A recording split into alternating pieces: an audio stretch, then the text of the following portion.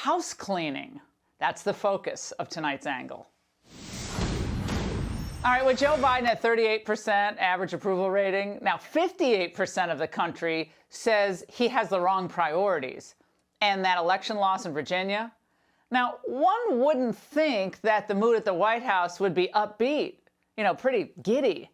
But it was all smiles today after the early Saturday passage of that $1.2 trillion phony infrastructure bill. Now, remember, only part of it is hard infrastructure. The rest is the typical wasteful Washington garbage with a socialist bent. For Biden's boy wonder transportation secretary, though, it's really totally awesome. When our communications team presents me with copy, I usually cross out the word excited because I think it's overused, and I often rub out the exclamation points because it's not always my style, but we are excited with an exclamation point about what we're going to be able to deliver. Now, it sounds like Pete's got his campaign commercial going for his 2024 presidential run.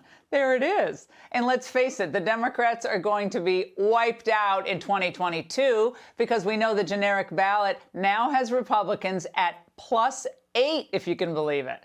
Now, by historical comparison, let me translate how ugly this really is. In 2010, Republicans won by 6.8 points and picked up 63 seats in the House. Wow. So just when Pelosi and Biden really needed a win, well, it came courtesy of the Republicans. This was a bipartisan action. 13 House Republicans broke ranks with party leadership. The House finally passed the trillion-dollar bipartisan infrastructure bill. 6 Democrats voting against it and 13 Republicans bucking their party leadership. It was 12 men and 1 woman, Nicole Maliotokis from conservative Staten Island, who pushed the bill over the top. Roads and bridges and tunnels and ports. I'm happy to have joined with my colleagues to support this. For my district in particular, I mean, the money in there can be used for all sorts of projects, and I look forward to working with my local legislators to identify what priorities we're going to unite on. First off, the Congresswoman is not going to have much of a say in how any of this money is spent. Nice dreaming, though. The Biden cabinet is going to be making a lot of the big calls. And secondly, she conveniently leaves out that the bill is laden with progressive pork, and it lays the groundwork for all the climate change craziness to come. $7.5 billion is going to go to electric vehicle charging stations, $5 billion for electric school buses, $1 billion for ripping up racist highways. And by the way, that's just a drop in the bucket. There's much more after that. Now, no wonder that dim-witted anti-Trump menace Adam Kinzinger ended up supporting it. Now, none of them thought for a second about what it is they're actually putting in motion. They just thought about bringing the bacon back home. The leader of the moderates, John Katko, is particularly odious. But what could we expect from a grandstanding blowhard who voted to impeach Trump over January 6th?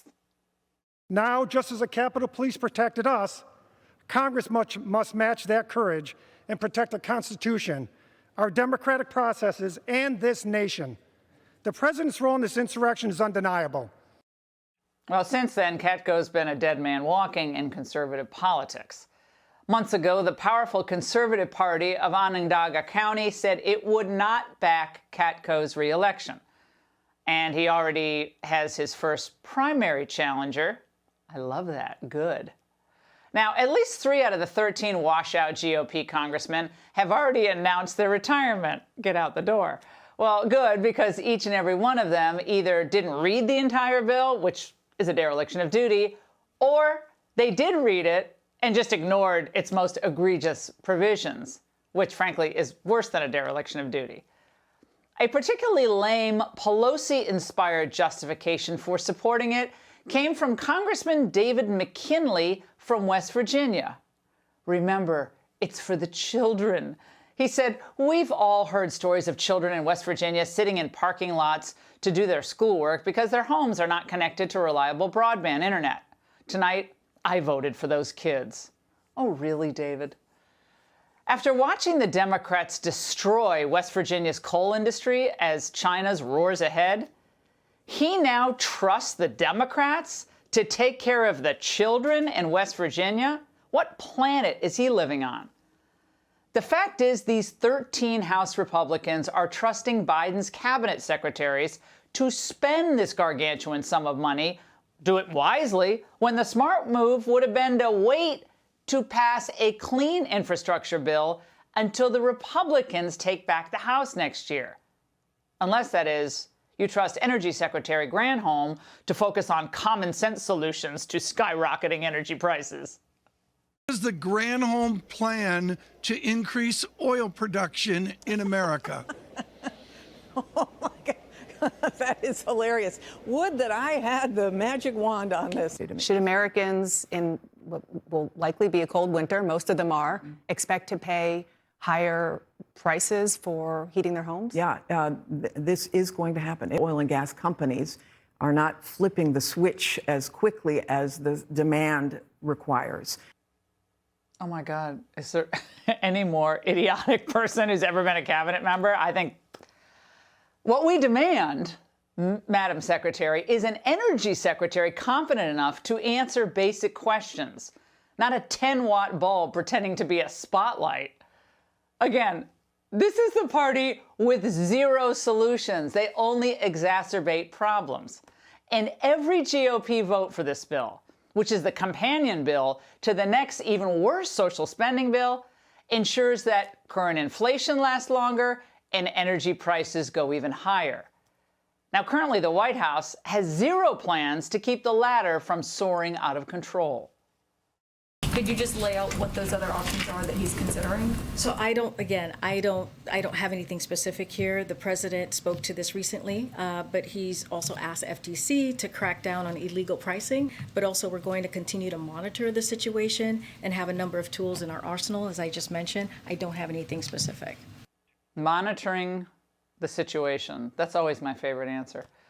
Now, what you all have to understand here, and the phony infrastructure Republicans don't seem to get, is that rising energy costs are a key part of the Democrats' agenda. They want costs to go up because they want to build back greener, even though it's going to mean that many Republicans will be forced to choose what? Many Americans are going to be forced to choose heat or food this winter.